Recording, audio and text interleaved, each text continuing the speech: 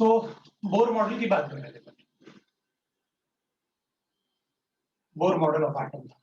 D Broglie wavelength क्या होता है? डी ब्रोगली वेवलेंथ वो बेटा आपने पढ़ा नहीं। अगर डी ब्रोगली वेवलेंथ वाला क्वेश्चन नहीं आता है ना तो छोड़ देना। समझो ना, डी ब्रोगली वेवलेंथ। अच्छा, डीबीबी 6 में वैसा एक क्वेश्चन था। समझ गया मैं। वो मतलब डी ब्रोगली वेवलेंथ वो पार्टिकल कैरेक्टर के लिए पहले पढ़ा देते हैं, अपन बाद में ही पढ़ेंगे उसे। मैं देख लूंगा डीपीपी 6 में तो मैं हटा दूंगा। बोलो तो डीपीपी डिस्कस कर दूं 6। हाँ सर। सर और तो कोई डाउट नहीं है तो डी ब्रोगली वेवलेंथ छोड़ दो फिर अभी। सर डीपीपी में थोड़ा डाउट है।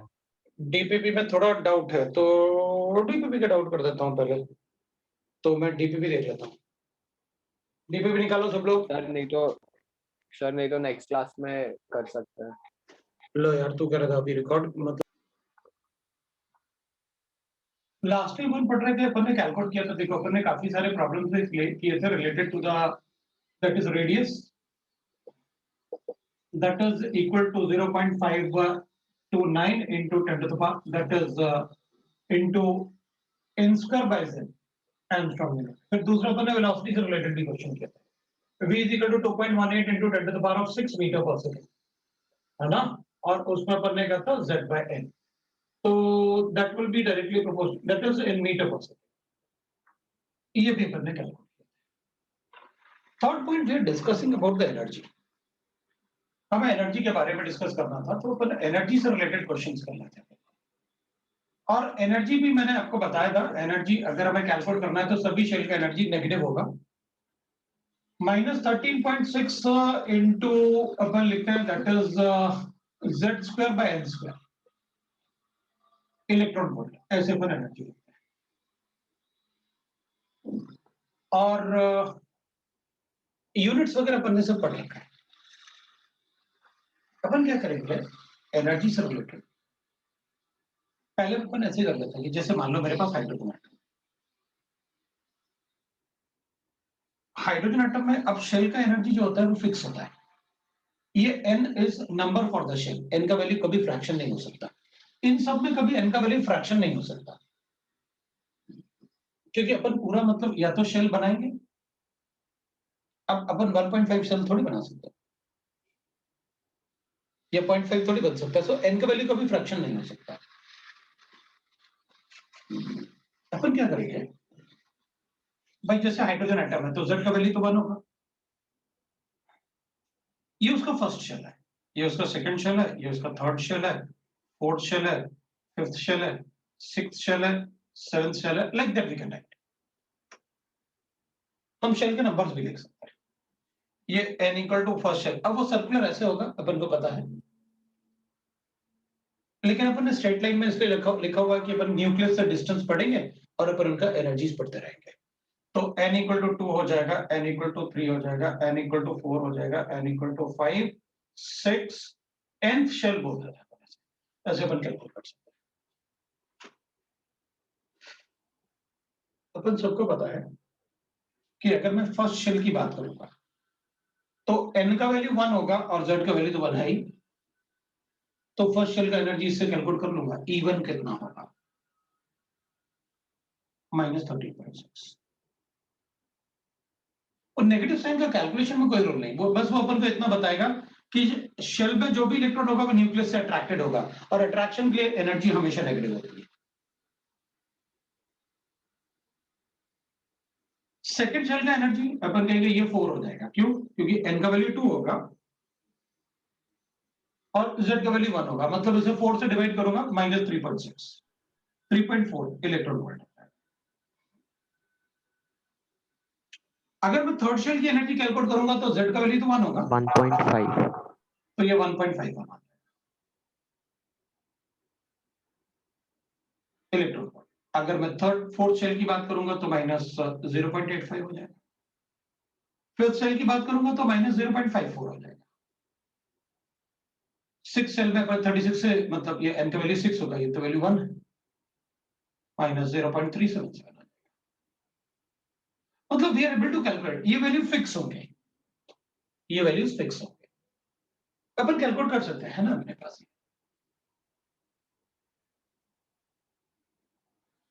अब अगर मान लो मुझसे कहोगे आपकी सर मैं हीलियम के लिए कैलकुलेट करना चाहता हूँ, हीलियम के लिए कैलकुलेट करना चाहता हूँ, 1 इलेक्ट्रॉन स्पीसीज है, इसमें भी एक ही इलेक्ट्रॉन है लेकिन Z का वैल्यू 2 है,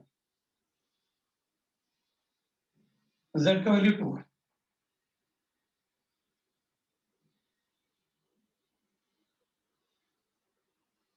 तो इसमें भी मैं ऐसे लिख सकता हूं, दैट इज n का वैल्यू 1 हो गया, n का वैल्यू 2 हो गया, n का वैल्यू 3 हो गया, n का वैल्यू 4 हो गया, 5 हो गया, 6 हो गया, nth शेल लिख लेता हूं। तो अपन कहेंगे ठीक है, इसमें इधर इसका वैल्यू कैसे कैलकुलेट करेंगे? अगर मैं तुमसे कहूंगा कि भाई बताओ फर्स्ट शेल का वैल्यू कैसे कैलकुलेट करोगे, तो अपन कहेंगे उसमें क्या है, n का वैल्यू 1 है, z का वैल्यू 2 है, 2 यहां सब्स्टिट्यूट करता हूं, इसको 4 से मल्टीप्लाई करता हूं, आई गेट द आंसर।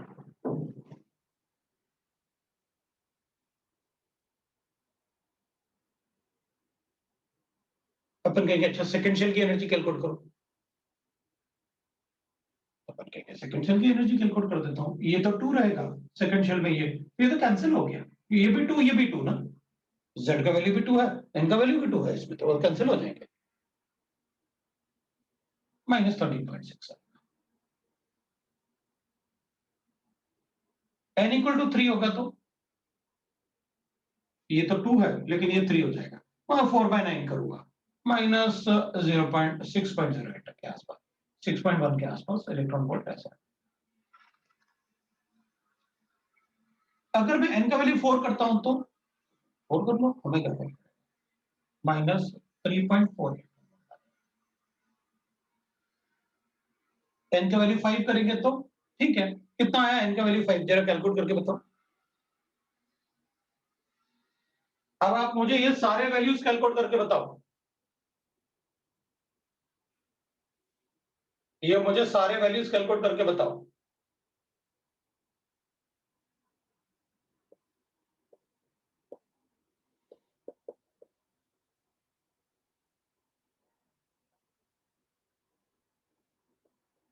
जल्दी से जरा कैलकुलेट करके बताओ।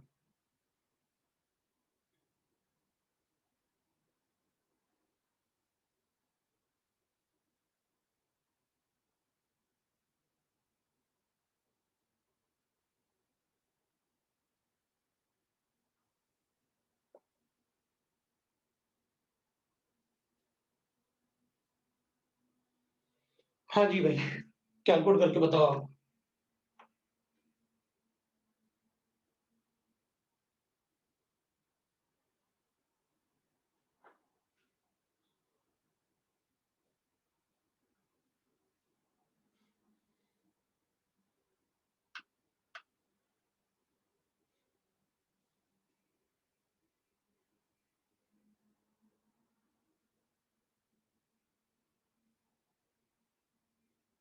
देखो जरा, सर वो लिथियम में n इक्वल टू 3 होगा।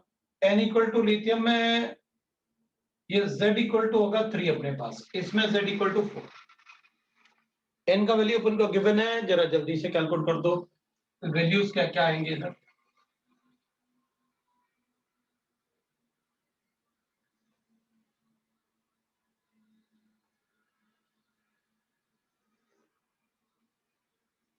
देखो इधर अपन को पता था, एक बार ये आ गया ना तो इसको 4 से डिवाइड करो तो ये, इसको 9 से डिवाइड करो तो ये, इसको 25 से 16 से डिवाइड करो तो ये, 25 से तो ये, मतलब बार बार हमें ये फॉर्मूला लिखने की जरूरत नहीं है,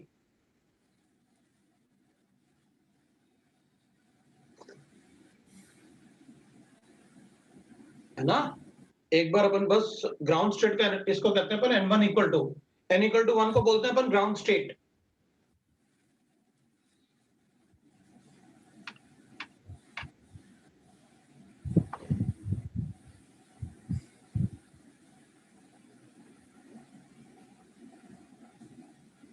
एक बार अपने पास ग्राउंड स्टेट का एनर्जी आ गया तो अपन को पता है, इसको इसको फिर 4 से डिवाइड करो तो ये आ गया, 9 से डिवाइड करो तो ये आ गया, like that we can right.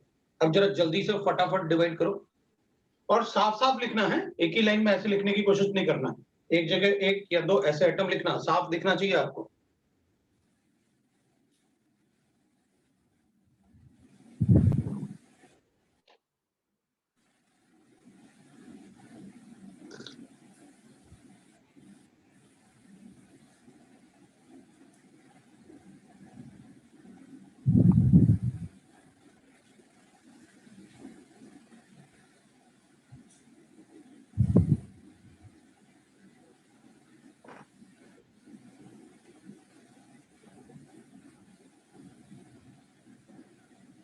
अभी नहीं।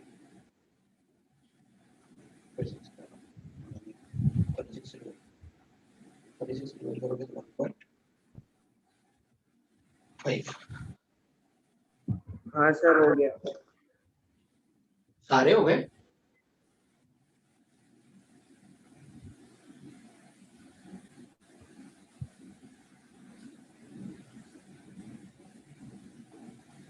लिथियम का हो गया।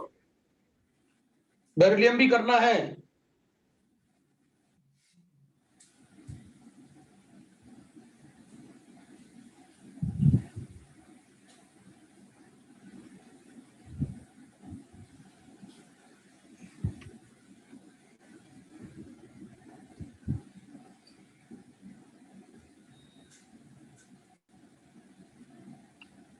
पर कैलकुलेशन भी इजी है, कैलकुलेशन डिफिकल्ट नहीं है।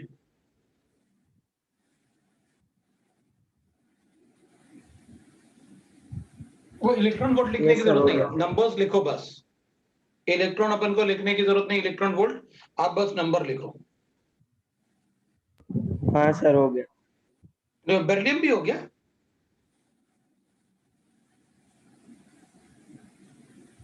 बेरिलियम भी हो गया। Yes sir. देखो भाई, बेरिलियम भी हो गया क्या?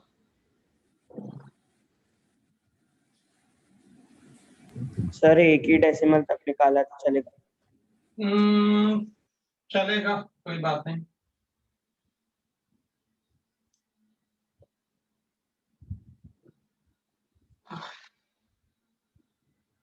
बेरिलियम में जरा नंबर्स बता दो। माइनस 217.6, ठीक है। 54.4, सर 54, हो गया, फिर 24.1, ठीक है, 13.5, ठीक है, 8.6, ठीक है, 6.1। ठीक है।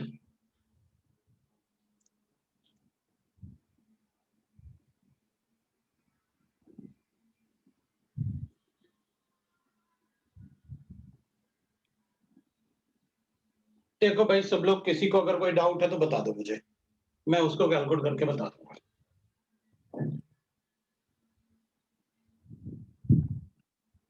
किसी को डाउट है कैसे कैलकुलेट किया कोई भी नंबर, तो मैं बता सकता हूं।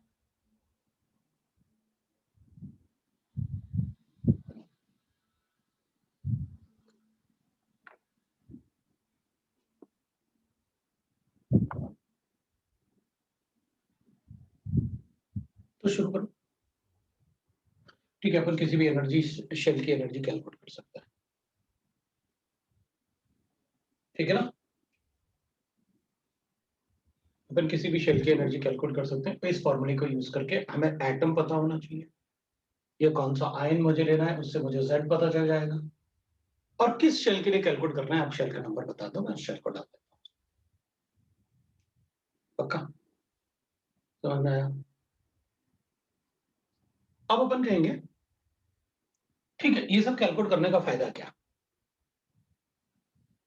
फायदा ये है, इतना सारा कैलकुलेशन करने का फायदा ये है, इसका जो फर्स्ट शेल का एनर्जी होगा वो इसका सेकंड शेल का एनर्जी होगा,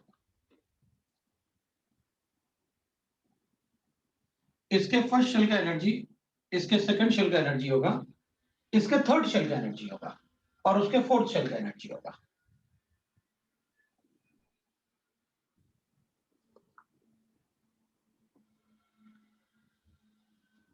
ठीक है भाई, इसके फर्स्ट शेल का एनर्जी, इसके सेकंड शेल का एनर्जी, इसके थर्ड शेल का एनर्जी और इसके फोर्थ शेल का एनर्जी।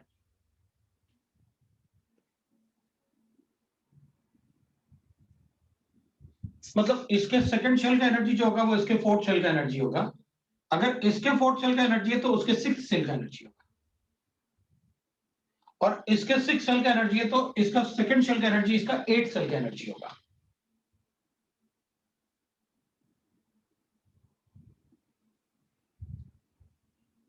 ओके ठीक है, तो अपन कहेंगे ठीक है, इससे मुझे क्या फायदा। तो अपन देख भाई, अपन क्या करेंगे, अपन लिखेंगे energy of the shell will be equal to -13.6 into z square. ठीक है, अपन n स्क्वायर होता है। अपन क्या करेंगे, अगर मैं इसको हटा लेता हूं ऐसे,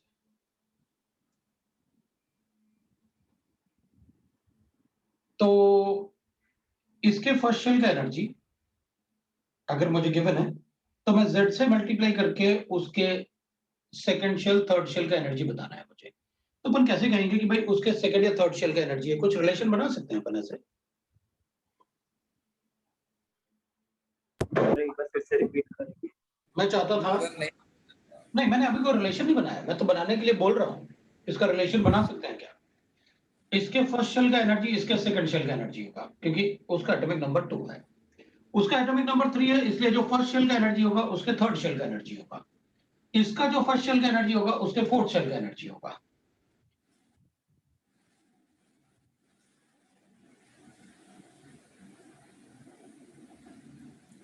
तो अपन कहेंगे देख भाई, ये तो अपन को पता है कि मैं सभी शेल का एनर्जी कैलकुलेट कर सकता हूं, मुझे कोई प्रॉब्लम नहीं है, अपन ने कैलकुलेट किया, अपने पास फॉर्मूला है, अपन क्यों कुछ करें।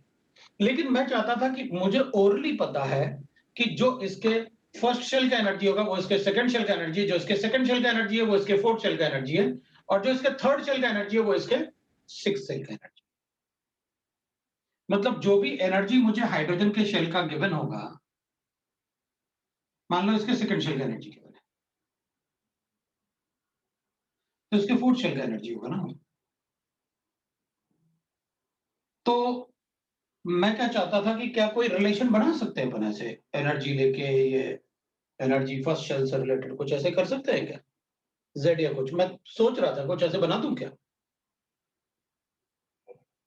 भाई अगर मुझे इसके फर्स्ट शेल का एनर्जी पता है तो इसके सेकंड शेल का एनर्जी होता है वो, कोई रिलेशन बना सकते हैं या सिर्फ अपन क्या याद ये कर सकते हैं? एटॉमिक सर क्या ये एटॉमिक नंबर पर डिपेंड करेगा? जैसे हीलियम का एटॉमिक नंबर 2 है तो उसके सेकंड शेल पर आ रहा है, लिथियम का एटॉमिक नंबर 3 है तो उसके थर्ड शेल पर मिल रहा है वही वैल्यू।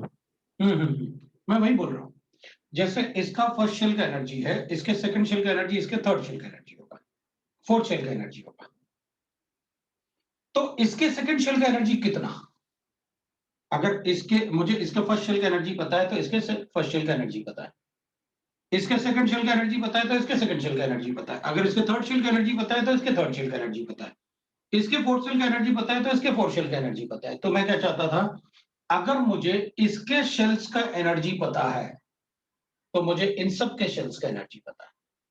पता कैसे, अब देखना, मैं यहां पर ई फिट करने वाला हूं, मैं इसको en करने वाला हूं और इसको स्क्वायर करने वाला हूं।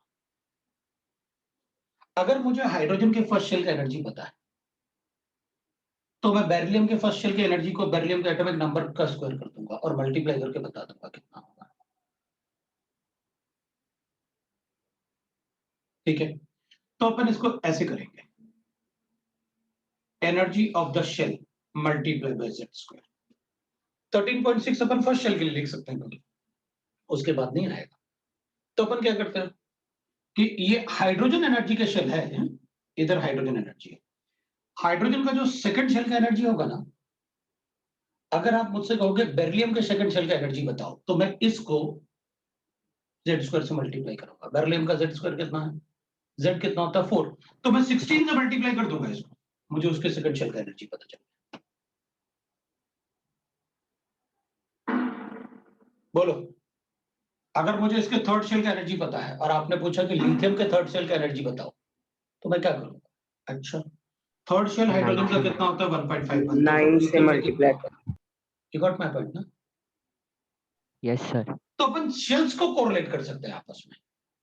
एक बात, तो मुझे ना ऐसे नहीं करना पड़ेगा कि सभी के शेल की एनर्जी कैलकुलेट करना है। मुझे ये पता है हाइड्रोजन, अगर मुझे ये वाला पार्ट थोड़ा याद होना चाहिए अपन को, ये वाले नंबर थोड़े याद होने चाहिए, और ये नंबर अगर याद होंगे तो अपन को बहुत काम आएंगे, क्योंकि फिर तो हम ओरली बता सकते हैं ना। बहुत काम कैसे आएंगे वो बताऊंगा मैं। तो एटलीस्ट आपको ये तो याद करने पड़ेंगे, क्योंकि मैं इतने नंबर याद करने के लिए नहीं बोल रहा तुमको, हम सिर्फ आपको ये याद करने के लिए बोल रहे हैं। और मैक्सिमम क्वेश्चन पता है फोर्थ तक बनता है, मैक्सिमम फिफ्थ तक बनेगा, उससे ज्यादा नहीं जाता। पर नहीं तो 6 लिखे हुए हैं। और कैलकुलेशन भी टफ नहीं था। इसको क्या किया आपने? 4 से डिवाइड किया, ये बन गया। 9 से डिवाइड किया, ये बन गया। 9 से अपन को पता तो कैसे डिवाइड करना, फटाफट कर लेते। तो मैं एनर्जी को हाइड्रोजन एटम के एनर्जी से बाकी सबके एटम के शेल की एनर्जी बता सकता हूं। आपको फोर्थ शेल का एनर्जी चाहिए, इसके फोर्थ शेल का 1.85 है, तो बताओ लिथियम का फोर्थ शेल कितना होगा? तो 9 से मल्टीप्लाई करके बता दूंगा। 9 5 जो 45, 5 ले लिया, और अपन को 9 8 से पता होता है, बता दिया।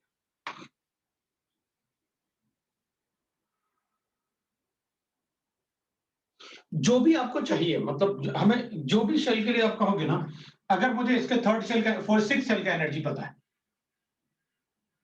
और आपने कहा बेरिलियम के 6 शेल का एनर्जी बताओ, तो ठीक है, इसको मल्टीप्लाई कर दूंगा। बेरिलियम कितना होता है? 4, मतलब 16 से मल्टीप्लाई कर दो, बता दो। You got that. सर पर फिर वहां पे n और h सेम होना चाहिए ना? हाँ, हाइड्रोजन का n, और किसी भी फॉर एनी एटम, ऐसे लिख देता हूं ना, अगर आपको क्लियरिटी नहीं है तो, उस एटम का n सेम होना चाहिए। पक्का ना? अभी कोई डाउट नहीं ना? हाँ सर, समझा। कोई बात नहीं, अपन ऐसे लिख देंगे, हमें क्या फर्क पड़ेगा। अब पता मुझे क्या था? मुझे ये चाहिए था कि अगर मान लो मैं किसी इलेक्ट्रॉन को, अच्छा, फर्स्ट शेल होता है उसको अपन कहते हैं ग्राउंड स्टेट। फर्स्ट वाले शेल को अपन कहते हैं ग्राउंड स्टेट। जो भी फर्स्ट वाला शेल होता है उसको अपन कहते हैं ग्राउंड स्टेट।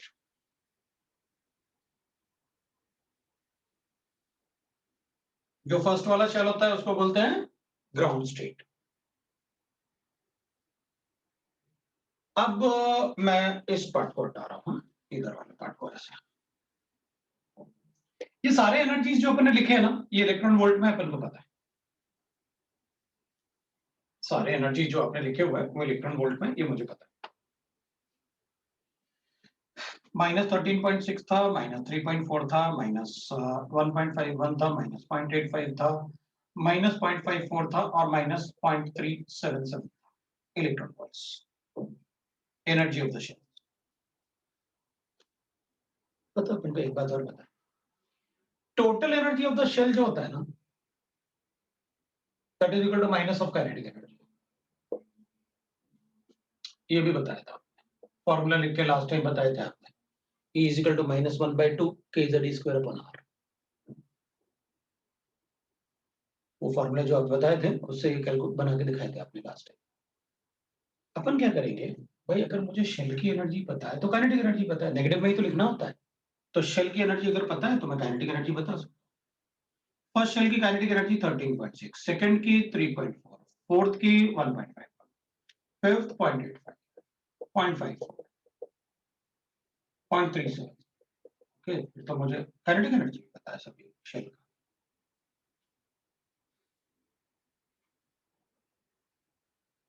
अब काइनेटिक एनर्जी बोलोगे, मैं साइन चेंज करके बता दूंगा।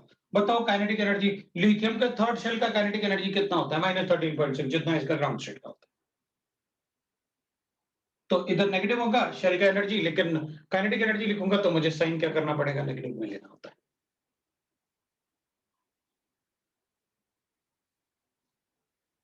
पॉजिटिव में रहेगा तो बड़ा बनेगा, but they are in electron volts, अपन को पता है। ये भी इलेक्ट्रॉन, आपने ऐसे भी लिखा था पहले, E shell will be equal to 1/2 of potential energy. आप पोटेंशियल एनर्जी पूछ लो, मुझे क्या फर्क पड़ेगा। अगर फर्स्ट शेल की पोटेंशियल एनर्जी बतानी है तो शेल की एनर्जी बताओ, 2 से मल्टीप्लाई करके बता देता हूं। -27.2 potential energy of the shell, -6.8 -3.02 -1.67 1.7 -1.08 -677 है ना, तो 4 मतलब कर लेना फिर इसको। बोलो तो कर देता हूँ, मुझे क्या फर्क पड़ेगा, कर ही देता हूँ।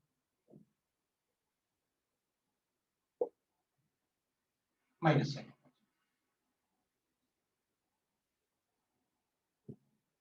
अब एक बात देखो,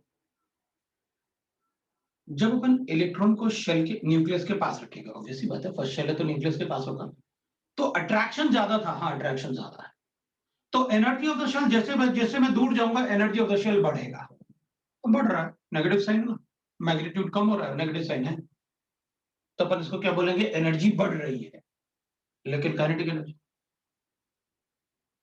कम हो रहा है, पोटेंशियल एनर्जी बढ़ रहा है। पोटेंशियल एनर्जी क्यों बढ़ रहा है, क्योंकि अट्रैक्शन के लिए पोटेंशियल एनर्जी सबसे कम होता है। अट्रैक्शन के लिए नेगेटिव साइन लिखा ना अपन ने, यहाँ अट्रैक्शन सबसे ज्यादा है इसलिए नेगेटिव एनर्जी आ रही है। ओके, तो हमें सभी शेल का पोटेंशियल एनर्जी भी पता है, काइनेटिक एनर्जी भी पता है। किसी को डाउट है तो बोलो। Kinetic energy and potential energy, किसी को डाउट है तो बोलो।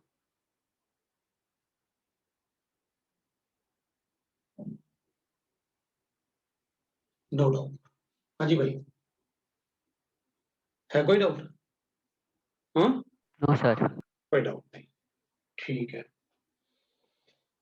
तो अपन को काइनेटिक एनर्जी पता है, पोटेंशियल एनर्जी पता है, ये भी पता चल गया। अब पता क्या होता है, देखो, अब कोई भी इलेक्ट्रॉन अगर यहां से यहां जाएगा ना, अगर यहां से यहां ले जाना है ना, तो इसको 10.2 इलेक्ट्रॉन वोल्ट देना पड़ेगा। हाँ, इन दोनों का डिफरेंस लिया ना, 10 - 10 एनर्जी देना पड़ेगा ना, तब तो आएगा। इसमें 10.2 ऐड करो, you'll get this। आप दूर लेके जा रहे हैं ना न्यूक्लियस से, तो देनी पड़ेगी एनर्जी। इधर से इधर तो कहेंगे 12.1, और इधर से इधर तो कहेंगे 12.7। जैसे जैसे अपन इलेक्ट्रॉन को जितना ज्यादा न्यूक्लियस से दूर ले जाओगे उतनी ज्यादा एनर्जी देनी पड़ेगी, ऑब्वियसली बात है, एनर्जी ज्यादा देनी पड़ेगी।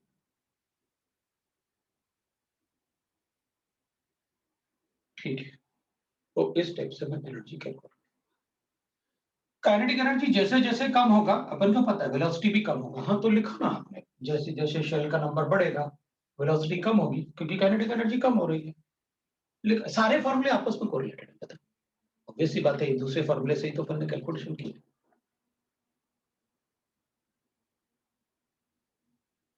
राइट।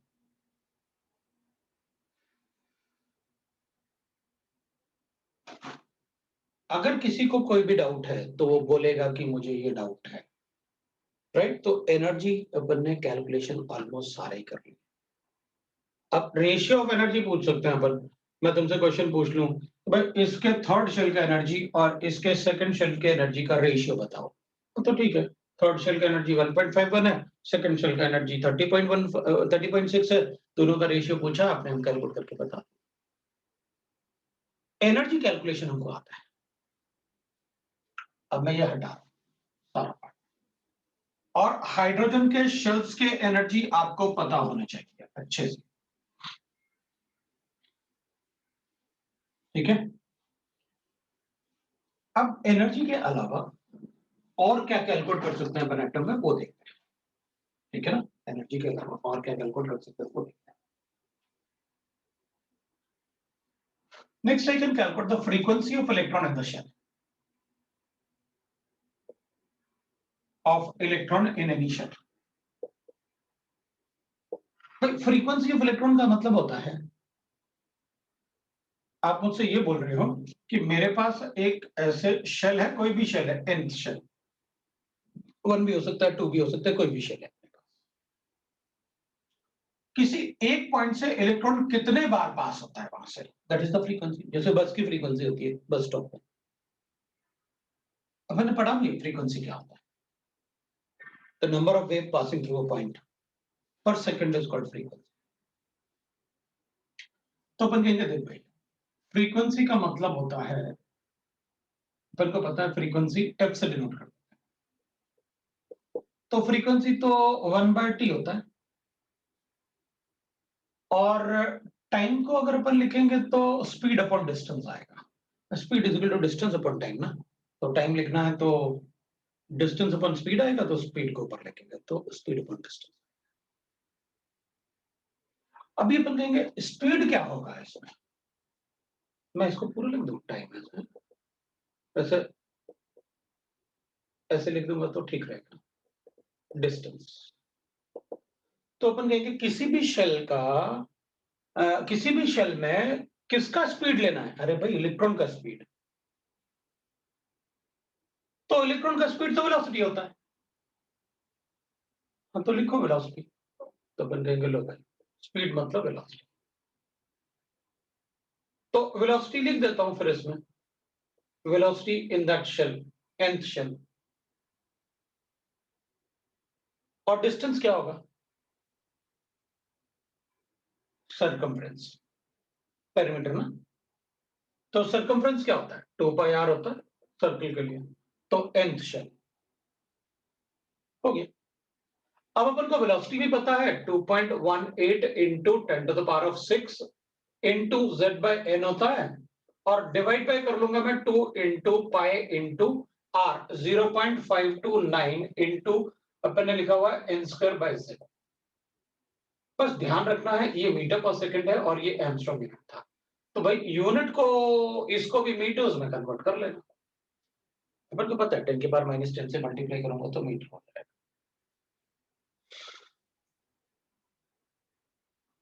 वैसे ये सारा पार्ट कांस्टेंट था यार,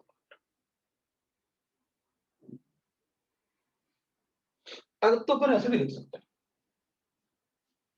frequency of any shell, frequency of electron in any shell will be proportional to what, z/n divided by, proportionality मैंने कांस्टेंट ले लिया हुआ है, ये सारे पार्ट कांस्टेंट है, directly proportional to z/n divided by n²/z, तो ठीक है ना, that will be directly proportional to z/n into कितना आएगा अपने पास, ये z ऊपर जाएगा और नीचे आएगा अपने पास n। ओके, फिर तो अपन लिख सकते हैं that will be proportional to what, z²/n। ठीक है, फिर तो मैं कैलकुलेट करके बता सकता हूँ भाई, अगर मुझे कैलकुलेशन करना है कभी रेशियो वगैरह लेना है तो रेशियो में तो n और z ही रह जाएंगे, बाकी तो कैंसिल ही हो जाता है ना। और अगर सिर्फ किसी शेल का फ्रीक्वेंसी पूछोगे तो ये है मेरे पास, मैं अपने आप कैलकुलेट कर लूंगा, ये कांस्टेंट है, मुझे पता है इन सब को कैसे कैंसिल करना, और इसको 0.53 ले लेंगे अपन कैलकुलेशन के लिए, ठीक है, अपन फ्रीक्वेंसी कैलकुलेट कर सकते, राइट, अपन क्वेश्चन सॉल्व कर लेंगे। अब कभी कभी अपन से ऐसे भी पूछ लेते हैं, टाइम पीरियड रिक्वायर्ड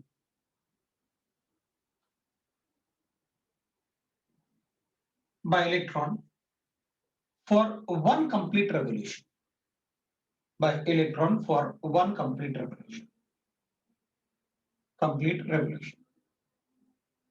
तो अपन कहेंगे एक बात देखो भाई, आपने मुझसे ये कहा है कि एक बार कंप्लीट करने के लिए रेवोल्यूशन, एक कंप्लीट रेवोल्यूशन करने के लिए कितना टाइम, तो अपन कहेंगे आप टाइम की बात कर रहे हो ना, तो मुझे पता है, लो होगा भाई, टी तो कैलकुलेट करना था, यहां आपने टाइम लिखा तो था, किस पे डिपेंड करेगा टाइम, स्पीड पे और डिस्टेंस पे, कितना बड़ा सरकमफ्रेंस है रेडियस में, और कितना वेलोसिटी है, तो अपन कहेंगे भाई वो तो हमें पता है, frequency is equal to 1 by time, और अगर टाइम पूछोगे तो फ्रीक्वेंसी से कैलकुलेट कर दूंगा। ये सारा पार्ट लिखा हुआ है, इसको मुझे क्या करना है, इसमें इनवर्स कर देना। तो ये क्या आ जाएगा अपने पास, लिखा तो है यहाँ, डिस्टेंस अपॉन स्पीड आ जाएगा।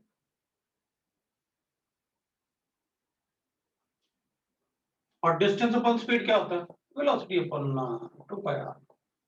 लो भाई हो गया, मुझे वेलोसिटी भी पता है और 2 पाई आर भी पता है। अच्छा, डिस्टेंस 2 पाई आर उल्टा लिखना था ना सबको, ये 2 पाई आर नो क्या डिस्टेंस ना, और स्पीड हो गया अपने पास भी। ये भी पता है मुझे 2 पाई आर, ये भी पता है मुझे। आप एटम बताओ तो मुझे z पता चल जाएगा, और किस शेल में पूछ रहे हो, शेल का नंबर दो तो मुझे n पता चल जाएगा। मैं कैलकुलेट करके बताऊं, किसी को डाउट है तो बता सकते। चलो क्वेश्चन। सर टाइम निकालने में एंगस्ट्रॉम यूनिट को मीटर्स में चेंज करना पड़ेगा। बिल्कुल, वो तो सभी जगह, यूनिट के लिए तो बेटा हमेशा अपन को करना पड़ेगा, यूनिट के लिए तो अपन को हमेशा मतलब चेक करके रखना पड़ेगा। यूनिट ही तो गलती नहीं करनी है अपन को, इसलिए तो न्यूमेरिकल करवाता हूँ, वरना आपको बता तो दिया मैंने कैसे कैलकुलेट करना है। वो यूनिट तुम गलती ना करो, इसलिए प्रैक्टिस करवानी है। शुरू करें, लिखो, calculate, calculate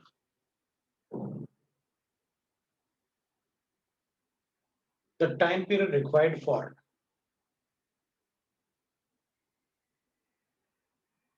one complete revolution of electron. Calculate the time period required for one complete revolution of electron in the third shell of helium. In the third shell of helium ion.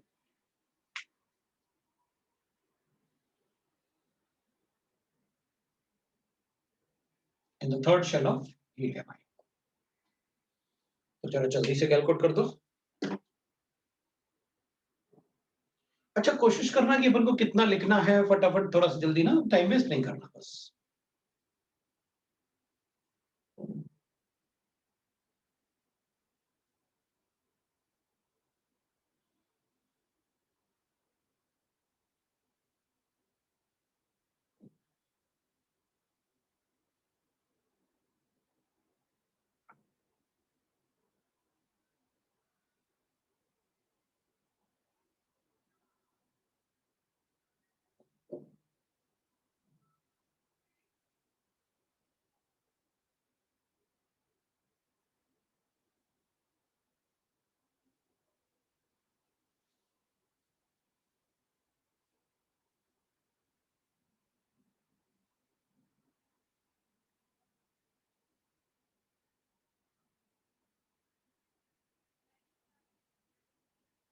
चला तो रहा हूं।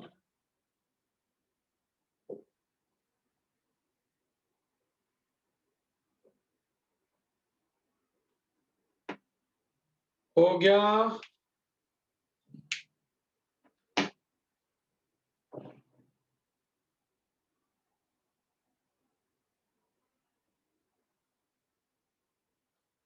तो उसमें क्या, उसमें बराबर में डालता ना, तो भाई यार कभी कुछ और कैंसिल होता तो करते, है ना, तो भाई आगे भी कुछ कैंसिल हो सकता है। चल ठीक है, कैलकुलेट कर लेंगे। तो भाई एंगस्ट्रॉम और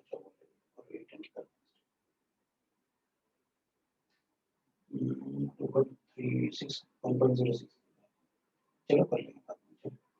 चलो, लास्ट 2.18 into 10 होता है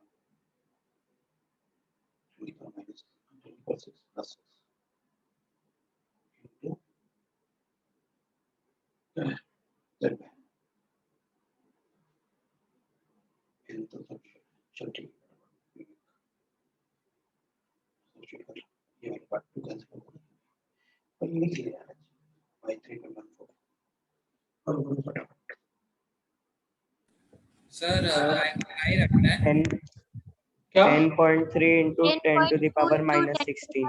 -16 आ रहा है sir. 10.3 into 10 to the power of -16। Sir मुझे 10.2 आ रहा है, 10 to the power minus। पाई को पाई रखना कि नहीं निकालना है नहीं उसका भी 3.14 लिखना पड़ेगा उसमें, ऐसे थोड़ी पाई पाई रख के आंसर बता देंगे। सर फिर 15 पॉइंट आ रहा है। अबे यार। मतलब तुम लोग अलग अलग बताओगे तो मतलब मुझे कैलकुलेट करना ही पड़ेगा। t इज इक्वल टू हो जाएगा 2 into 3.14 into r का वैल्यू होगा 0.529 मतलब 0.3 into 10 to the into क्या था r का फॉर्मूला होता है n स्क्वायर बाय z, तो थर्ड शेल मतलब 9 डिवाइडेड बाय 2, नहीं हीलियम था ना 2, हाँ मल्टीप्लाई बाय हो गया 10 की पावर -10। ये अब डिवाइड कर लेता हूँ, हाँ डिवाइड सर, कर सर 10.3 आ रहा है इंटू 10 टू द पावर अब माइनस। एक बार चेक कर लेता हूँ मैं, है ना। तो वेलोसिटी करते हैं तो सर मुझे 2.1 15 आ रहा है लेकिन। चलेगा चलेगा चलेगा, देख लेंगे बेटा, मतलब अपन देख लेते हैं, है ना। 10 की पावर 6 हो गया इनटू ये आ जाएगा अपने पास कितना v है ना वेलोसिटी, अच्छा z बाय, सो 2 बाय तो 3 e आ रहा है मेरे पास। ठीक है भाई, ये तो गया। और मेरे पास अब आएगा, तो मैं इसको एक बार लिख लेता हूँ और बस उसके बाद कैंसिलेशन कर लेंगे। सो 3.14 into 0.53 into 9 डिवाइडेड बाय कितना आ रहा है अपने पास 2.18 into 2 into कर देता हूं मैं इसको 3 को ऊपर लेकर जाऊंगा, ये 3 है, ठीक ठीक है ना। तो और ये 10 की पावर 6 को भी ऊपर लेके जाऊंगा तो 10 की पावर -16 आ रहा है मेरे पास, ये ऐसे। तो 6 भी ऊपर लेके गया तो मैंने 3.14 लिखा, 0.53 लिखा, 9 लिखा और ये ऊपर लेके गया तो वो लिखा और 2.18 बस, और ये 2 ये वाला बचा, ठीक है। अब अपन क्या करते हाँ हैं, सर, मुझे मिस्टेक आ गई समझ में। ये 9 3 27 था तो मैं इसको 27 कर लेता हूँ, ठीक है ना। अच्छा, अब अपन क्या कर लेते हैं कि भाई अपन इसको ना ऐसे कर लेते हैं, तो इसको लिखेंगे अपन क्या 27 विल बी 13.5। अच्छा, और 0.53 है तो 13.5 का आधा कर देते हैं तो 6.25। 6.25 का मतलब है, थोड़ा बढ़ाते हैं तो 6.5 के आसपास आएगा। 6.5 के आसपास आएगा तो मैं इसको लिखूंगा 3 से मल्टीप्लाई, 3 6 18 और दैट इज 5 तो 21 पॉइंट समथिंग आएगा। तो 10 into आ रहा है, वो सही बोल रहा था। ये अपने पास मेरे पास ये कैलकुलेशन जो आ रहा है, मैंने इसको कैंसिल किया ये और ये मल्टीप्लाई किया था, ये दोनों का मल्टीप्लिकेशन मेरा 6.5 के आसपास आ रहा था। तो मैंने 6.5 को मल्टीप्लाई किया 3.14 से, तो 3 6 18 और 1.5 मतलब 21 के आसपास आ रहा है मेरा आंसर। आ रहा है ना 21, बोलो 13.5 ना। किसी को डाउट है? 0.53 अपन ने किया था तो ये आंसर अपने पास आ रहा था, ये थोड़ा ज्यादा ही कम कर रहा हूँ शायद मैं, ये 7.15 आ रहा है मेरा। 27 और 15 15 into 14, 15 into 15 कितना होता है? 15 into 14 कितना होगा बताओ भाई, 15 into 14 कितना होगा? 210. 210 तो 210 210 आएगा। तो फिर मेरा आंसर थोड़ा सा ये बढ़ाऊंगा, थोड़ा सा ये बढ़ाऊंगा, तो 210 का मतलब 21 आया, 21 आया तो 22.5 के आसपास आया। 22.5 डिवाइडेड बाय 2.18 इनटू अभी तक मेरे पास 10 की पावर -16 है। अगर मैं 2.18 को डिवाइड करूं तो ये 21 कर लेता हूं मैं, इसको भी 21 कर लेता हूं, ऊपर 10 लिख लेता हूं। ऊपर 10 करूंगा तो 10 की पावर -1 मेरे पास ही 15 हो जाएगा। अब मैं 21 को अगर कैंसिल करूंगा तो 20 ये 1 पॉइंट समथिंग आएगा भाई, देख लो कितना आ रहा 22 सर डिवाइडेड बाय 1.03. 1.03 आ रहा, बिल्कुल बिल्कुल 1.03 इंटू 10 की पावर -15 आ रहा। लो भाई आ गया मेरे पास, क्या है टाइम सेकंड्स, ये लो हो गया। सर अब मुझे बताओ 1 आ रहा है, कितना आ रहा 1.01 1.01। 01 चलेगा ना, हाँ उतना सर। चलेगा, कोई प्रॉब्लम नहीं है। 1.1 सर इंटू 10 की 1.05 अरे चलेगा ना, कोई प्रॉब्लम नहीं, 1.05 चलेगा, है ना? अब बताओ किसी को डाउट है तो। सर 1.75 इधर से आया।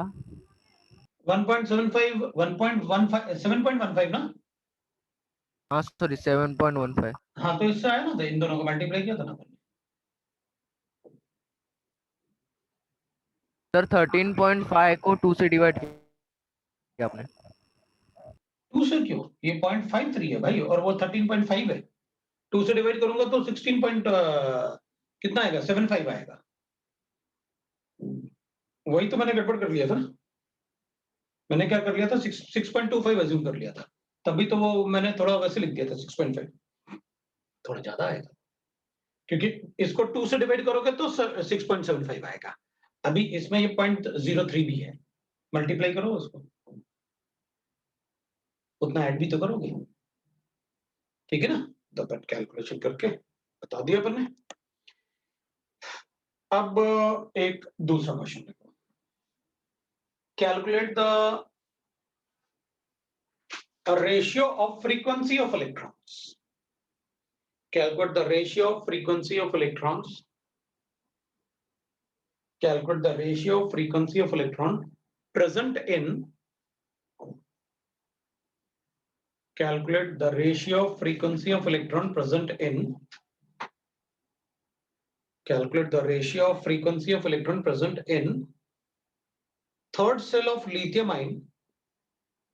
Present in third shell of lithium ion. Third shell of lithium ion and second shell of third shell of lithium ion and second shell of helium ion. Third shell of lithium ion and second shell of helium ion. करो जरा जल्दी से calculate, कितना आएगा?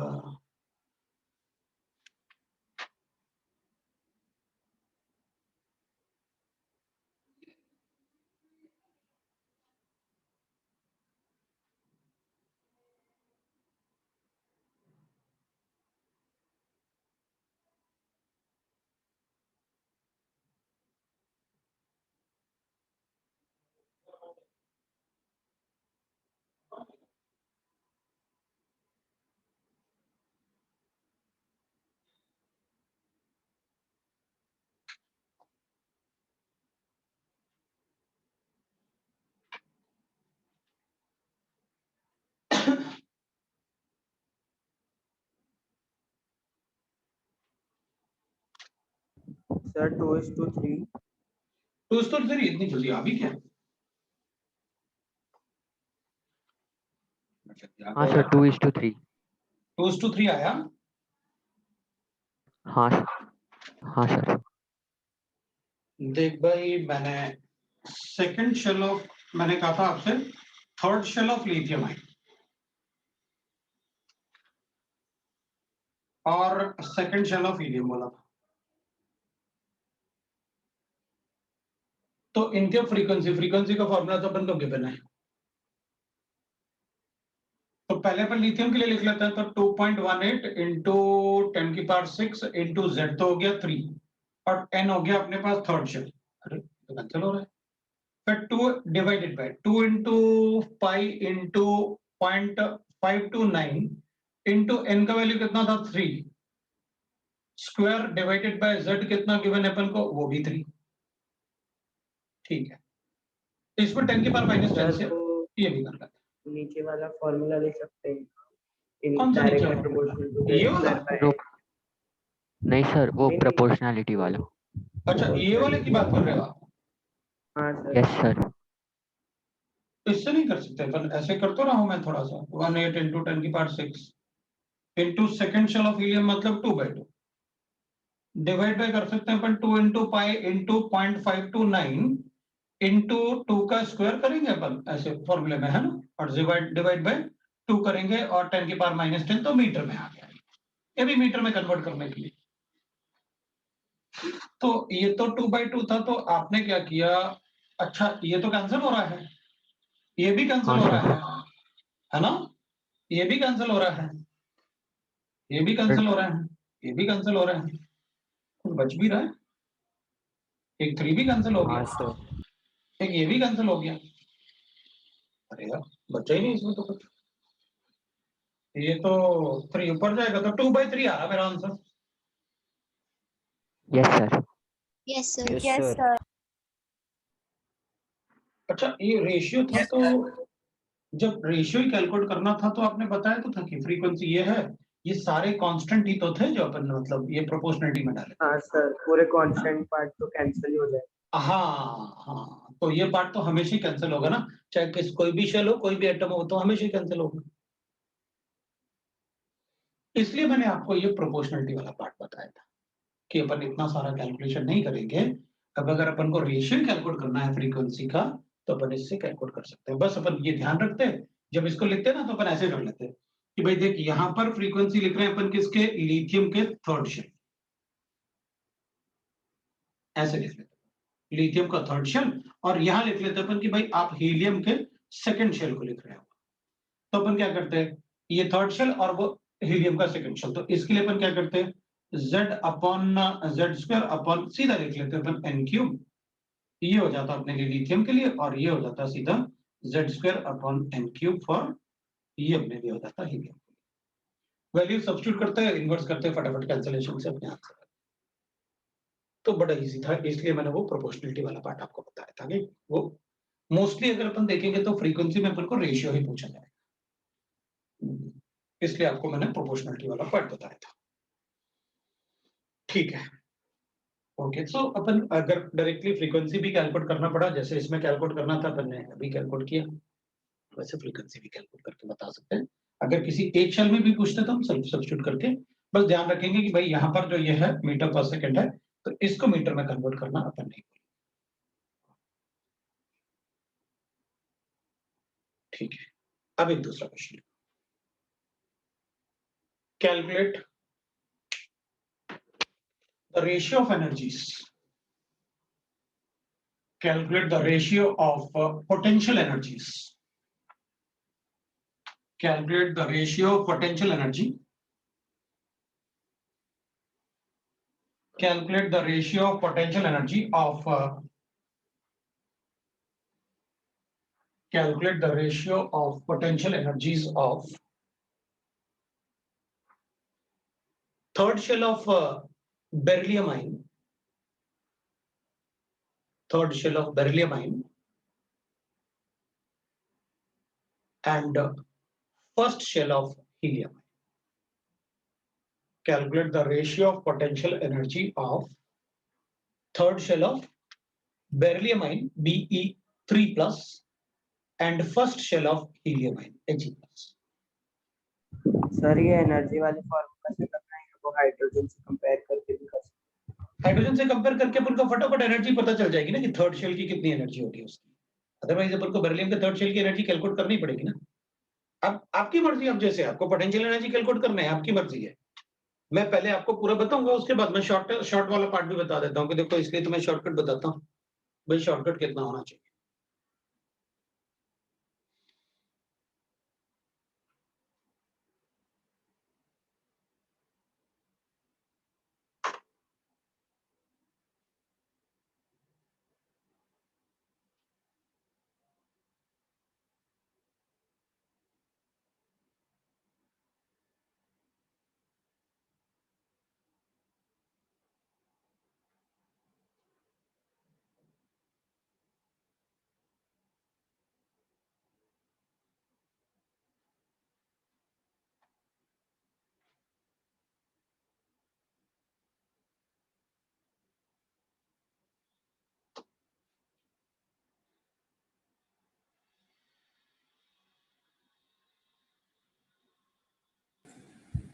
Sir 4:9। 4:9 आ गया, देख लो भाई। मेरे पास बेरिलियम है, एनर्जी की बात कर रहा हूं, इसका थर्ड शेल था, और मेरे पास एनर्जी है, पोटेंशियल एनर्जी कैलकुलेट करनी है अपन को। So that will be how much, that will be, मैंने शायद हीलियम का फर्स्ट शेल पूछा है, फर्स्ट शेल, तो that is twice of energy of the third shell, और ये भी twice of energy of negative sign तो कैंसिल हो जाएंगे और twice of energy of the first shell. तो इसका थर्ड शेल का एनर्जी अपन को पता है 2, तो इसलिए मल्टीप्लाई किया क्योंकि पोटेंशियल एनर्जी का रिलेशन बना था। तो इसका energy of the third shell जो होगा that will be equal to energy of third shell of hydrogen atom is 1.51 और मल्टीप्लाई करूंगा उसके n z स्क्वायर से, z होता है इसका 4, इसका z स्क्वायर, और डिवाइड करूंगा इसके लिए दैट इज -2, इसके फर्स्ट शेल का एनर्जी होगा, हाइड्रोजन का फर्स्ट शेल का एनर्जी होता है 13.6 और उसमें z स्क्वायर का मल्टीप्लिकेशन करूंगा दोनों इलेक्ट्रॉन वोल्ट के। सर हीलियम ना, हाँ अपन ने हीलियम लिया ना, तो अभी अपन ने कुछ किया, ये z नहीं था, ये मतलब z है, अभी अपन ने सब्स्टिट्यूट नहीं किया, तो इसमें अपन कैलकुलेट कर लेते हैं भाई। तो इधर कितना आ जाएगा? हाँ सर 4:9। 4:9। ये तो कैंसिल हो गया, तो अपन इसको लिख लेते हैं 1.51 डिवाइडेड बाय 13.6 और ये अपने पास आएगा z, बेरिलियम का z होता है 4 और इसका हीलियम का z होता है 2। मेरे ख्याल से एक तो अपन ने कैंसिल कर लिया, तो इसको अगर 4 से मल्टीप्लाई करूंगा ना तो अपन को पता है ये आएगा अपने पास 6.08 डिवाइडेड बाय ये 4 आएगा और इधर 2 आएगा, तो अपन 0.64 डिवाइड बाय 13.6 आएगा और ये इतना आ रहा था अपने पास। तो अपन क्या करेंगे, इसको सही बात है अपने पास आ गया, मतलब यही कर लेते हैं आप, यही डिवाइड अपन को पता है कि इसको किससे डिवाइड करोगे तो 1.5 बनाता है, राइट ना, 9 से डिवाइड करके ना, इसको 9 से डिवाइड करेंगे तो 1.51 आएगा। तो कितना आ रहा अपने पास 4:9। 9। ये ले भाई आ गया। देख लो भाई। सर हम्म, सर या फिर हम उस वाले से कर सकते हैं ना कि potential is equal to 2 into energy of shell और फिर हाँ, तो हमें वही तो किया अपन ने, एनर्जी। वही किया भाई, वही किया मैंने, 2 into energy of the shell of beryllium, third shell of beryllium, वही किया मैंने, 2 into energy of the first shell of helium, हाँ सर। वही तो किया मैंने, तब तो इतना इजीली फटाफट हो गया। Yes sir. अगर किसी को डाउट है तो बोलो, नहीं तो अपन क्या करेंगे, अपन तो फर्स्ट थर्ड शेल का एनर्जी कैलकुलेट करेंगे, उसके बाद फिर अपन आगे बढ़ेंगे, ऐसे करो, फिर उसमें कैलकुलेशन ज्यादा हो जाता है, ये ज्यादा इजी नहीं सर, पहले ही कैंसिल आउट कर देते हैं तो नहीं, इतना टाइम नहीं लगता। चलेगा, ठीक है, तो मैं उसको कैलकुलेट करूं या यही ठीक है? अगर किसी को डाउट है तो बोलो बेटा, मैं उसको फिर से चेक कर सकता हूं। किसी को डाउट नहीं?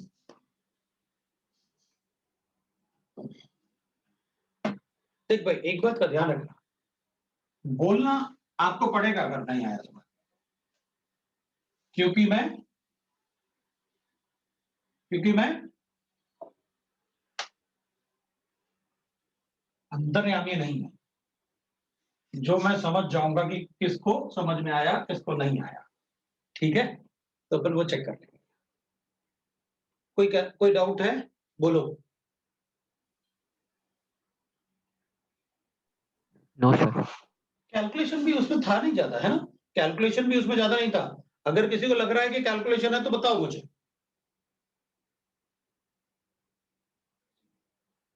बताऊं भाई। आपको क्या बताया था मैंने, आपसे कहा था energy of third shell of beryllium लिखा था मैंने, एक बार और बता देता हूं,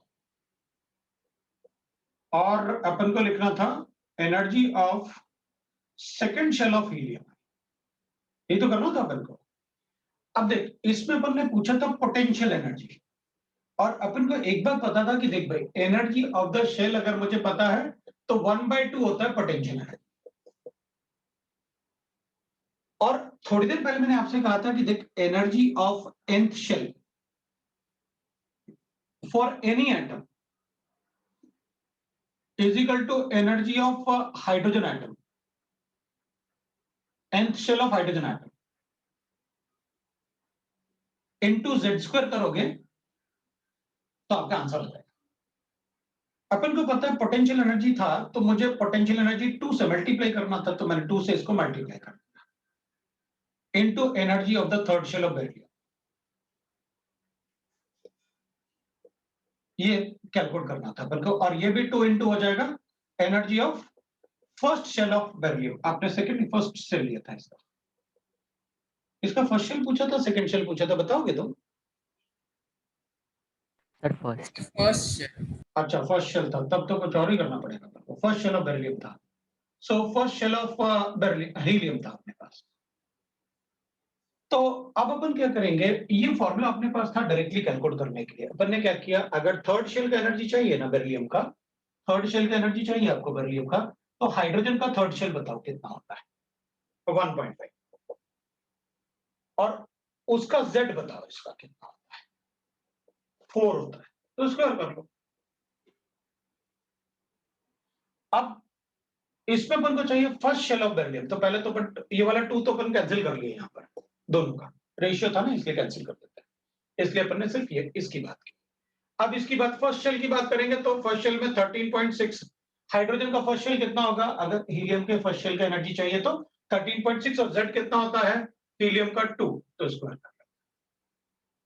ये आया अपने पास 1.51 डिवाइडेड बाय 13.6, ये आया अपने पास 16/4, तो ये तो कैंसिल होके 4 आ गया अपने पास। अपन को एक बात पता है, ये वाला पार्ट जो है ना, ये जो आया था, ये वाला पार्ट, इसको अपन ऐसे लिख सकते हैं।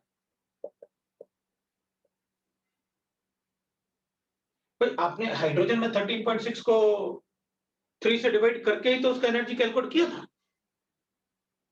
पक्का ना? 3 स्क्वायर से डिवाइड करके, तो उसको उसी फॉर्म में लिख देते हैं अपन। इसको कैसे? 13.6 डिवाइड बाय 9 ही लिख लेते हैं इसको, डिवाइडेड बाय 13.6 इंटू 4 बचा था, तो अपन 13.6 को कैंसिल कर लेते हैं, तो 4/9 अपना आंसर। कैलकुलेशन में और क्वेश्चन सॉल्विंग में स्मार्टनेस चाहिए।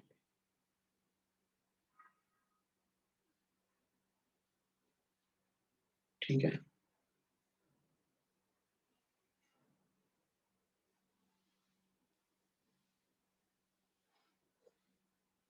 ठीक है, तो अपन ऐसे कर सकते हैं। अब अपन बात करेंगे, तो सबको समझ में आ गया ना क्या करना था अपन को? कोई डाउट नहीं? और अगर कोई डाउट होगा तो पूछना आपकी जिम्मेदारी है। अब अपन आगे पढ़ेंगे।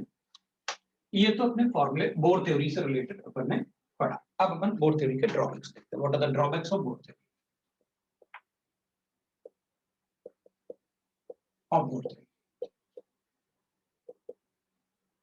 बोर थ्योरी का एक तो ड्रॉबैक था, he considered electron as a stationary particle। पता उसके जो कैलकुलेशन थे, अब सोचो, उसने अपन को रेडियस का फॉर्मूला बताया, जबकि वो कंसीडर क्या कर रहा था कि भाई देख, एक न्यूक्लियस है और एक हाइड्रोजन है, इधर न्यूक्लियस है और इधर इलेक्ट्रॉन है, चलो रेडियस कैलकुलेट कर लेते हैं। उसने कैलकुलेट करके बता, स्टेशनरी पार्टिकल, यहाँ एक चार्ज है, यहाँ एक चार्ज है, तो फोर्स क्या हो गया? Q1 Q2 divided by r²। Sir हाँ बोलो। सर लेकिन उन्होंने ही तो वेलोसिटी बताई कि इलेक्ट्रॉन की वेलोसिटी है कोई। हाँ हाँ, सर तो फिर फॉर्मूले से वो तो बता दी ना, moving- उससे तो फॉर्मूले से कैलकुलेट कर दिया ना उसने कि अच्छा mvr is equal to NH/2 pi. चलो अगर घूमेगा तो क्या होगा? ये होगा। सर लेकिन इससे जाहिर नहीं हो जाता कि अगर वो उसकी कोई वेलोसिटी है तो वो घूम रहा है। हाँ ऑब्वियसली बात है, वही तो इसलिए तो क्या लिखा? हाँ सर समझ गया। इसलिए तो अपन ड्रॉबैक लिख रहे हैं, नहीं तो अपन बोल नहीं देते कि नहीं नहीं ये है। अभी तो अपन ये भी कहेंगे कि मैंने एक बार आपसे कहा भी था कि एटम का आज तक अपन फिक्स बाउंड्री कैलकुलेट नहीं कर पाए। चलो दूसरा, all his calculations is for one electron particle,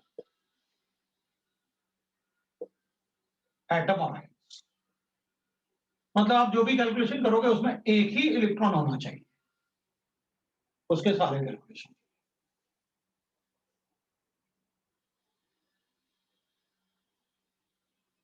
he assumed atom as flat model of atom. अपन को पता है जबकि एटम कैसे एग्जिस्ट करता है 3D स्ट्रक्चर एज्यूम करता है। एटम जो है वो 3D स्ट्रक्चर में एज्यूम करता है, वो स्फेरिकल शेप होता है स्फीयर जैसे। उसने क्या एज्यूम किया भाई 2 डायमेंशनल है, एक बीच में ऐसे सर्कल लिखो और बाद में फिर सर्कल बना दो, बहुत सारे हो गए फ्लैट मॉडल ऑफ एटम। जबकि अपन को पता है कुछ शेल्स ऐसे बनेंगे, कुछ शेल्स ऐसे बनेंगे, फुटबॉल जैसे होगा। He considered electron as flat model of atom. Fourth point.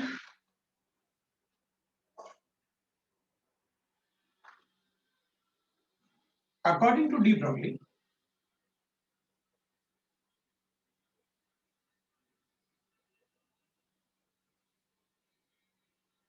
electron has a particle as well as wave current.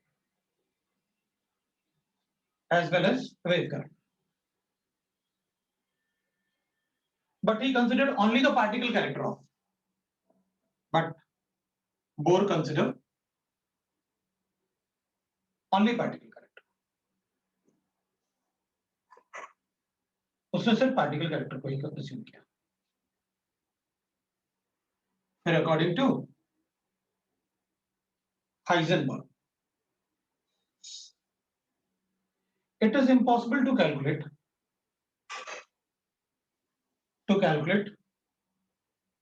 exact position of electron-like moving particles. Moving particles. But Bohr calculated exact velocity. उसने तो formula भी दिया। But Bohr calculated exact velocity. अब आगे अपन को ये भी पढ़ना है, सर पर अगर उसने वेलोसिटी निकाला है इलेक्ट्रॉन का तो वो ड्रॉबैक क्यों हुआ? वो ड्रॉबैक इसलिए हुआ ना कि देख भाई अपन जैसे जैसे दूर जाते हैं ना तो वेलोसिटी डिक्रीज होती है क्योंकि काइनेटिक एनर्जी डिक्रीज होती है, वो अपन ने देखा। अब इलेक्ट्रॉन अगर वेव के जैसे मूव करेगा, जैसे डी ब्रोगली बोल रहा है कि भाई इलेक्ट्रॉन में तो वेव कैरेक्टर भी होता है, तो ये कभी न्यूक्लियस के पास होगा और कभी न्यूक्लियस से दूर होगा। तो जब दूर होगा तो वेलोसिटी कम हो जानी चाहिए, जब पास आएगा तो बढ़ जानी चाहिए। भाई अगर वो बोल रहा है कि इसमें वेव कैरेक्टर भी होता है, हाँ सर समझ गया, ठीक है ना। इसलिए अपन ने कहा भाई ऐसे ही आप हाँ बोलो। उसने 3D मॉडल के साथ बनाया था ना, 3D मॉडल के साथ उसने नहीं किया था। हाँ इसने तो फ्लैट मॉडल लिया ना, उसने बाद में ये तो डी ब्रोगली इसलिए तो मैंने कहा मैं बाद में पार्टिकल समझ के वेलोसिटी निकाल। हाँ उसने तो एक ऑर्बिट समझ के कि एक सर्कल है उसमें इलेक्ट्रॉन घूम रहा है, चलो उसमें वेलोसिटी निकाल देते हैं, क्या स्टेशनरी पार्टिकल लेके। तो उसने तो अपन को ये बताया था कि देख भाई न्यूक्लियस है एक फिक्स डिस्टेंस पे, हम देख लें। उसने तो सिर्फ कहा mvr is equal to nh/2 n का वैल्यू 1 डालते हैं, ये सब कांस्टेंट है। जब इन दोनों को एडजस्ट करते हैं, जैसे अगर अपन लिखेंगे भाई इन दोनों को ना, क्योंकि वेलोसिटी बढ़ाओ तो रेडियस कम होता है, वेलोसिटी बढ़ाओगे तो रेडियस कम होगा, अगर आप वेलोसिटी कम करोगे तो रेडियस बढ़ेगा। मतलब ये दोनों आपस में इनवर्सली प्रोपोर्शनल थे, v और r, एक बढ़ेगा दूसरा कम होगा, बाकी सब कांस्टेंट थे ना। तो हमने दोनों को ऐसे एडजस्ट किया, एक को बढ़ाया एक को कम किया, ऐसे एडजस्ट करो कि n का वैल्यू 1 आ जाए, वो फर्स्ट शेल है। इन दोनों को ऐसे एडजस्ट करो कि n का वैल्यू 2 आ जाए, वो सेकंड शेल है। एक को बढ़ाओ दूसरे को कम करो, मतलब अब रेडियस बढ़ाते हैं, रेडियस बढ़ाएंगे वेलोसिटी कम करेंगे, तब तक कम करते जाओ और रेडियस बढ़ाते जाओ जब तक कि n का वैल्यू 3 आ जाए, ये थर्ड शेल का पोजीशन। बाकी सब तो कांस्टेंट है उस पर। भाई वो रेडियस क्या किया उसने, n का वैल्यू 1 डाला, इसको 1 लाना है, तो चलो भाई ऐसे ना दूर ले जाते हैं, ले जाते वेलोसिटी कम हो रही होगी, रेडियस बढ़ रहा है। अच्छा यहाँ पर n का वैल्यू 1 आता है, यही फर्स्ट शेल है। अब फिर उसने चेंज किया, इलेक्ट्रॉन है मास ऑफ इलेक्ट्रॉन, फिर उसने कहा चलो अब चेंज करते हैं, अब दूर चलते हैं, रेडियस बढ़ाओगे वेलोसिटी कम होगी, रेडियस बढ़ाओगे वेलोसिटी कम होगी, होते होते उसको मिला n का वैल्यू 2 आ गया, चलो यही सेकंड शेल का पोजीशन है, क्योंकि n का वैल्यू कभी फ्रैक्शन हो नहीं सकता। तो उसने तो मतलब अपने कैलकुलेशन जो मोस्टली तो उसके थ्योरेटिकल कैलकुलेशंस थे, could not explain. अब ये पॉइंट और ये पॉइंट, ये तो मॉडिफिकेशन में पड़ेंगे अपन। He could not explain the hydrogen spectrum. Hydrogen spectrum. That is the splitting of wavelengths of wavelengths. ये मैं बताऊंगा, अभी मैं बस लिख रहा हूं, क्योंकि splitting of wavelengths when atom is placed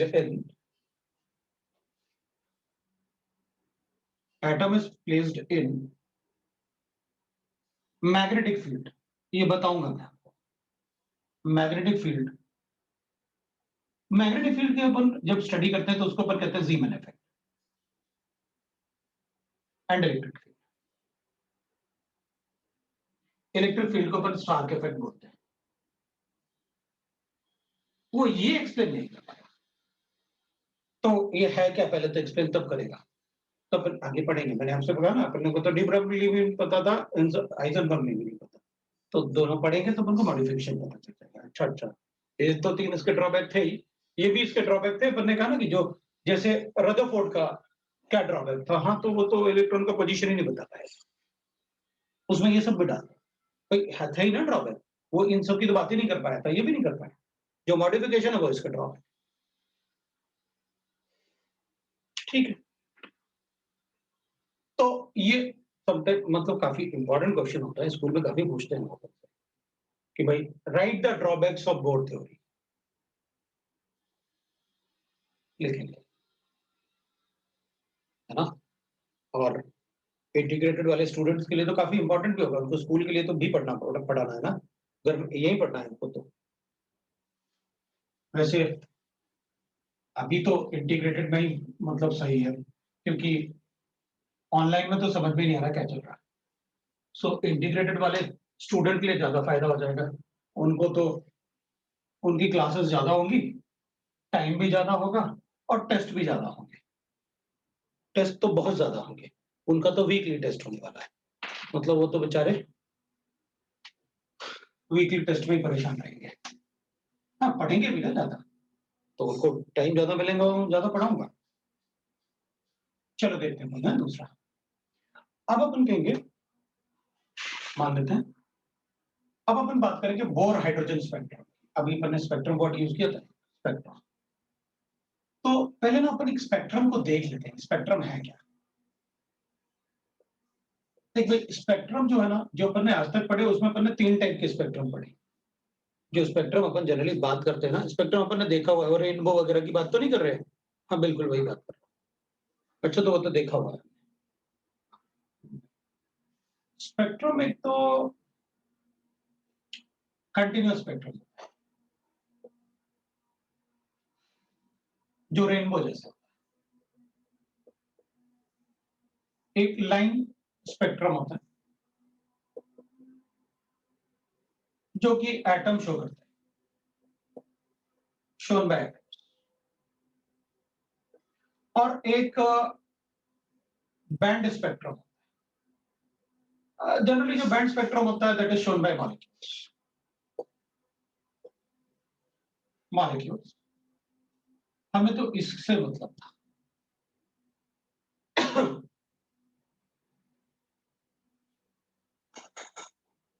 All these can be classified in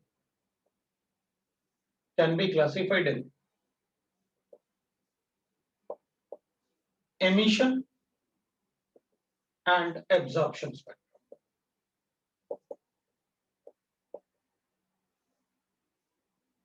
Like that, अपन उसमें भी क्लासिफाई कर सकते हैं, दोनों पड़ेगी। अब अपन ऐसे कर लेते हैं कि भाई पहले अपन क्या करते हैं, ये एक बार देख लेते हैं होते क्या है, पहले तो ये बता दो आप। ये मतलब अपन को ज्यादा कुछ स्पेक्ट्रम से कभी कोई क्वेश्चन नहीं आएगा, ना ही हमें जरूरत है पढ़ने की, लेकिन मैं आपको आइडिया देना जरूर चाहता हूँ कि भाई आपको कम से कम ये वर्ड के मतलब पता रहे, ये वर्ड है क्या।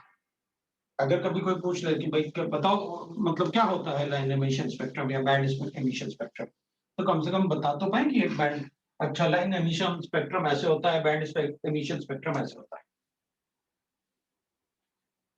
ठीक, अगर अपन चेक करेंगे ना कंटिन्यूस स्पेक्ट्रम, एमिशन स्पेक्ट्रम, तो अपन क्या करेंगे, अपन ऐसे करेंगे, एक लाइट का सोर्स है, वो किसी बॉडी ने एब्जॉर्ब किया, तो ये source of light falling on a body, ऐसे ही बनाता हूं, ये सोर्स ऑफ लाइट, अपने पास एक लाइट का सोर्स है, इससे जो रे ऑफ लाइट है उसे ऐसे बीम से पास किया और it is absorbed by the body, किसी बॉडी से एब्जॉर्ब किया, तो जब वो बॉडी एमिट करेगा, मतलब पहले अपन क्या करेंगे, जैसे ये एक बॉडी है, इस पे लाइट फॉल करे तो ये एब्जॉर्ब कर ले, अब ये लाइट एमिट भी करेगा, राइट ना, जब अपन ऐसे करेंगे तो इसने मान लो ये एक बॉडी है, absorb light so that its energy increases.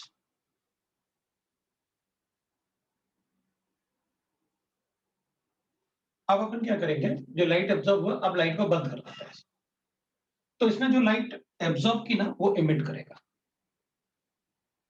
Light जो एमिट करेगा ना, right, then light falling on it is stopped, on it is stopped so that it can emit light, it can emit light, ठीक है भाई। तो जो emitted light होगा ना, इससे ये emitted light है,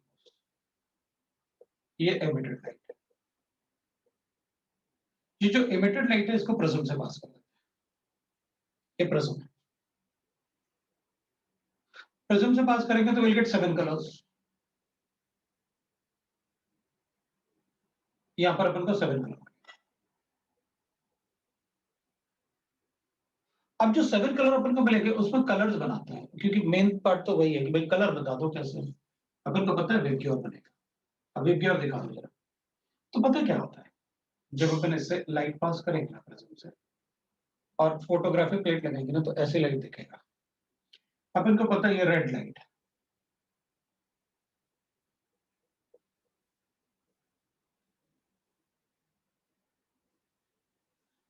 ये रेड लाइट था, ये ऑरेंज लाइट,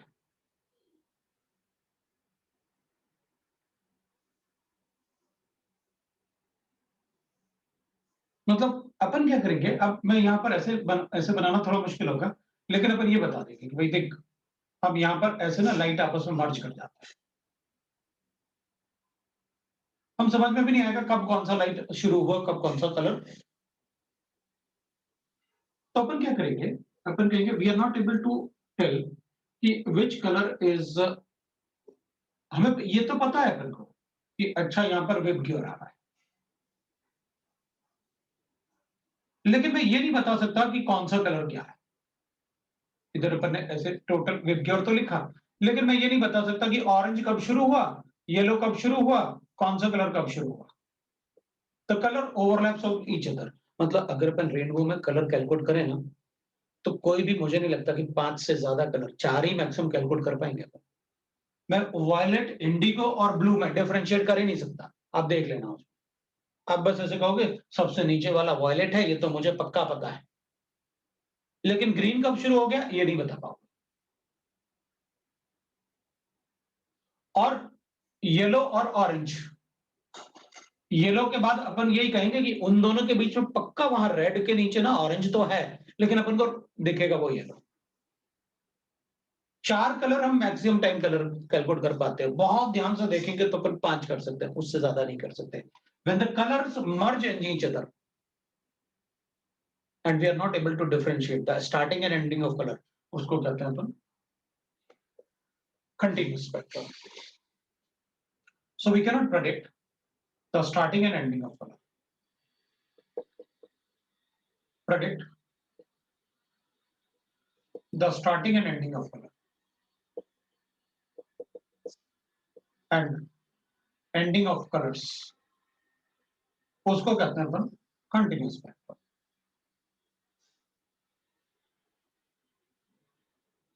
उसको कहेंगे अपन continuous.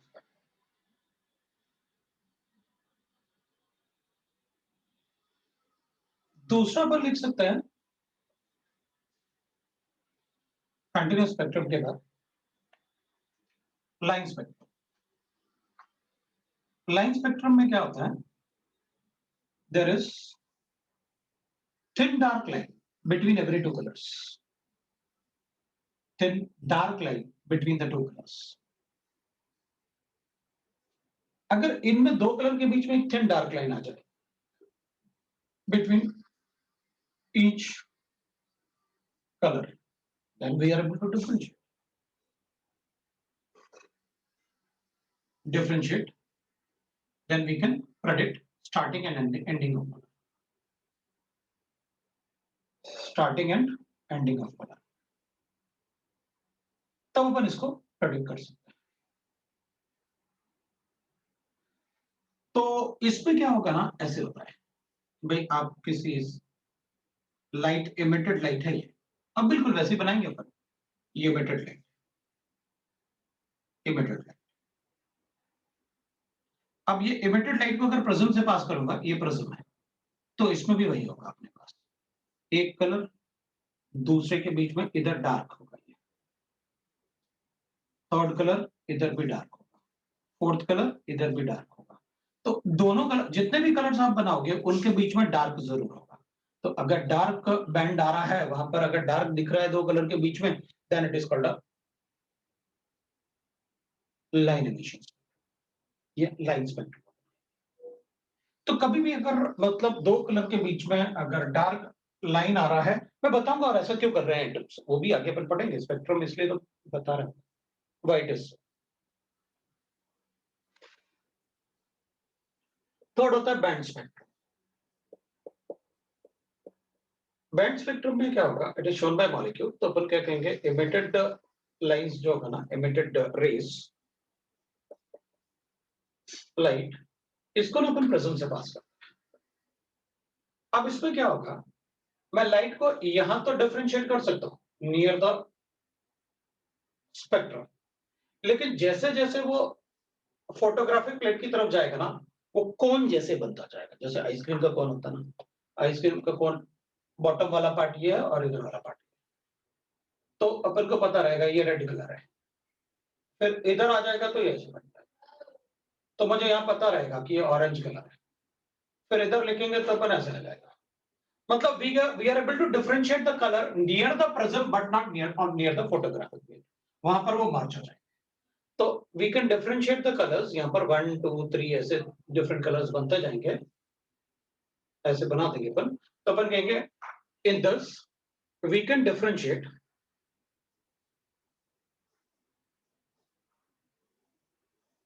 between the color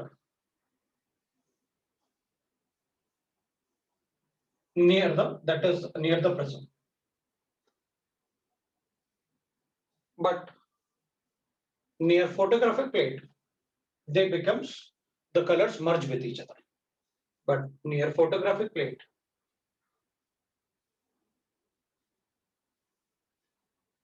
the color will merge each other,